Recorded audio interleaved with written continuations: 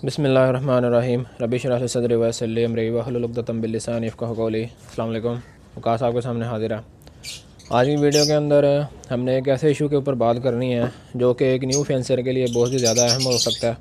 ठीक है, तो न्यू फेंसर जो होता है उसको इस चीज़ का आइडिया नहीं होता, जिसकी वजह से उसका सारा ब्रीडिंग सीज़न हो सकता है ख़राब हो जाए उस गलती की वजह से।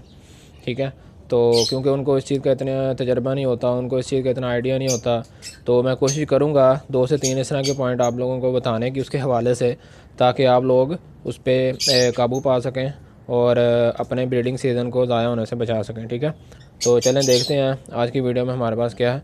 तो टाइम को ज़ाया के बगैर वीडियो का आगाज़ करते हैं। बिस्मिल्लाह करते हैं।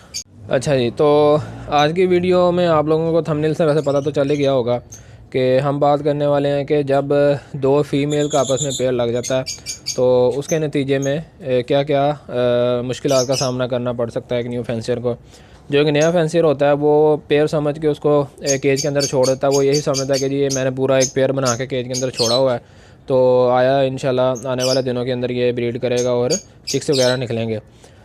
तो लव बर्ड्स के अंदर इस तरह से हो जाता है कि 2 जो फीमेल होती हैं वो आपस में पेयर अप कर लेती हैं, क्योंकि एक न्यू फेंसर को जेंडर के बारे में इतनी इन्फॉर्मेशन नहीं होती, इतना तजर्बा नहीं होता कि वो कंफर्म कर सके कि आया कि ये जो 2 पीस मैंने अंदर छोड़े हैं ये मेल और फीमेल कंफर्म है कि नहीं है। तो वो अपनी तरफ से तो बेचारा पेयर बना कर छोड़ता है, लेकिन वो क्या होता है दोनों फीमेल निकल आती हैं और वो आपस में पेयर भी लगा लेती हैं और वो क्रॉस करने की भी कोशिश करती हैं। ठीक से चाहे क्रॉस होता हो या ना होता हो, लेकिन वो क्रॉस करने की भी कोशिश करती हैं और बाद में हीट पे आके वो क्या करती हैं, एग भी ले कर देती हैं और अंडों के ऊपर बैठना भी स्टार्ट कर देती हैं।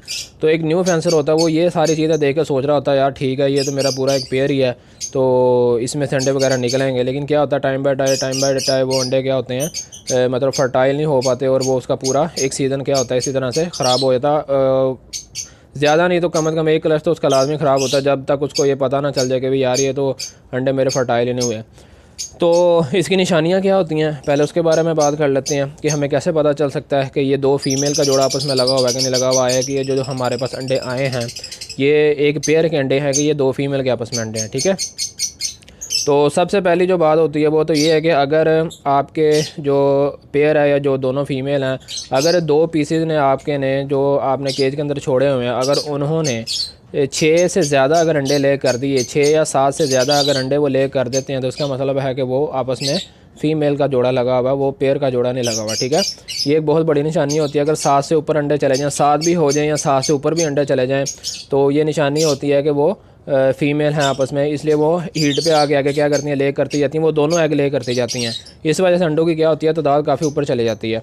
और दूसरी क्या निशानी होती है, दूसरी निशानी ये होती है कि वो जब उन अंडों के ऊपर बैठना शुरू करती हैं, उन अंडों को इंक्यूबेट करना स्टार्ट करती हैं, तो वो अंडे फर्टाइल कभी भी नहीं हो सकते।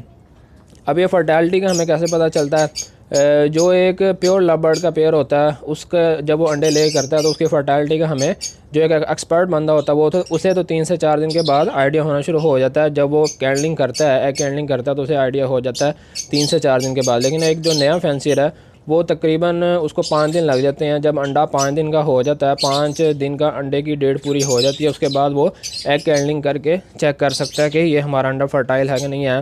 तो फर्टाइलिटी हमने कैसे चेक करनी होती है उसके ऊपर मैंने ऑलरेडी एक वीडियो बनाई हुई है, तो वो आप चैनल पे जाके देख सकते हैं, तो आपको वहाँ से मिल जाएगी। और मैं कोशिश करूँगा वीडियो के एंड में उसका कोई है कि लिंक वगैरह भी शेयर कर दूँ, वीडियो के एंड पे आपको पता चल जाएगा, तो आप उसको भी वहाँ से जाके देख सकते हैं कि एग कैंडलिंग हम किस तरह से करते हैं और हमें कैसे पता चलता है कि हमारा अंडा फर्टाइल है कि नहीं फर्टाइल है। ठीक है, तो ये मेरी नज़र में जो 2 मेन चीज़ें हैं वो ये होती हैं बर्ड्स के बारे में जानने के लिए कि हमारा ये जो पेयर है ये पेयर है भी है कि नहीं है, ये दोनों फीमेल का जोड़ा दुनिया। तो ये 2 मेन चीज़ें होती हैं। और तीसरा मैंने लोगों को कहते हुए सुना है, वो कहती हैं जी कि मेल और फीमेल का अंदाज़ा, या अगर दोनों फीमेल का जो पेयर लग जाता है उसका अंदाज़ा हम इस चीज़ से भी लगा सकते हैं कि जो फीमेल होती हैं ना, अगर फीमेल का जोड़ा लगा हो तो वो दोनों क्या करती हैं, अपने जो पर होते हैं वो स्प्रेड करना शुरू कर देती हैं, मतलब परों को फैलाना शुरू कर देती हैं।